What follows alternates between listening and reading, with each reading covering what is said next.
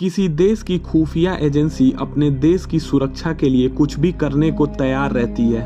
और जब हम बात करते हैं विश्व के खुफिया एजेंसियों की, तो भारत की रिसर्च एंड एनालिसिस विंग का नाम हमारे जेहन में सबसे पहले आता है, जिसे हम आमतौर पर रॉ के नाम से भी जानते हैं। भारत की खुफिया एजेंसी रॉ की स्थापना सन 1968 में चीन और पाकिस्तान से युद्ध होने के बाद की गई थी, और तब से रॉ ने न सिर्फ भारत में आतंकवाद बल्कि पाकिस्तान जैसे कई देशों के नाकामयाब मंसूबों को भी नाकाम किया है। रॉ इस काम में इतना सक्षम है कि दुश्मन देश में बिना किसी कार्यवाही की भनक लगे किसी भी काम को अंजाम दे सकता है। दोस्तों, आज के इस वीडियो के माध्यम से हम रॉ के बारे में कुछ इम्पॉर्टेंट पॉइंट्स को जानेंगे जो कि हम सबको जानना जरूरी है।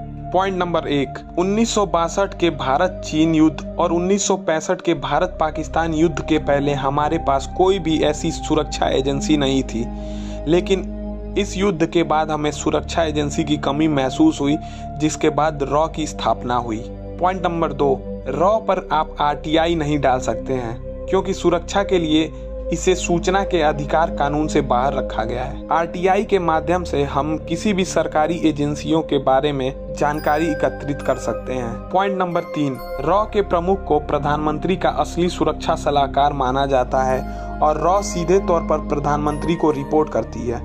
पॉइंट नंबर 4, निसंदेह यह एजेंसी दुश्मन देश में बिना किसी कार्यवाही की भनक लगे किसी भी कारनामे को अंजाम दे सकती है। पॉइंट नंबर 5, रॉ में भर्ती होने के लिए कोई एग्जाम नहीं होता, बल्कि खुद रॉ की एजेंसियां अपने लिए एजेंट को चुनती हैं। पॉइंट नंबर 6, एक रॉ एजेंट का राज किसी को भी नहीं मालूम होता, यहाँ तक कि उसकी पत्नी को भी नहीं मालूम होता कि उसका पति रॉ एजेंट है, और रॉ एजेंट का राज उसकी मौत के साथ ही दफन हो जाता है। पॉइंट नंबर 7, रॉ में भर्ती होने के लिए आपकी नागरिकता भारतीय होनी चाहिए।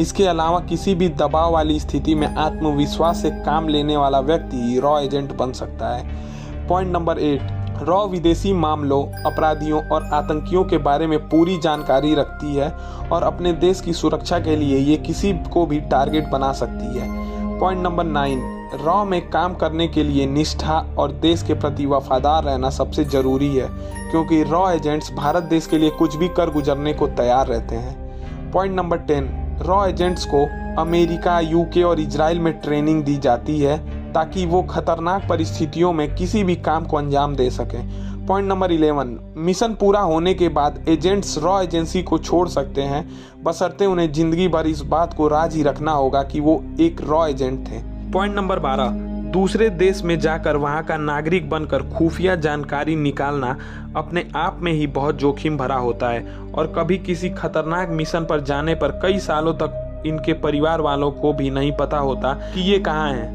पॉइंट नंबर 13, अगर कोई एजेंट जासूसी करते हुए किसी भी देश में पकड़ा जाता है तो अपने देश की सरकार उसकी कोई भी सहायता नहीं करती, और इस तरह से देश के लिए बलिदान देने वालों को मरने के बाद अपने ही देश की मिट्टी तक नसीब नहीं होती।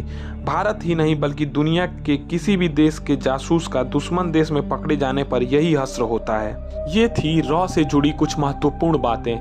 आपको ये जानकारी कैसी लगी कमेंट सेक्शन में जरूर बताइएगा, और ऐसी ही और वीडियो चाहते हैं तो चैनल को सब्सक्राइब कीजिएगा। फिर मिलते हैं एक और नई कहानी के साथ, तब तक के लिए नमस्कार, धन्यवाद।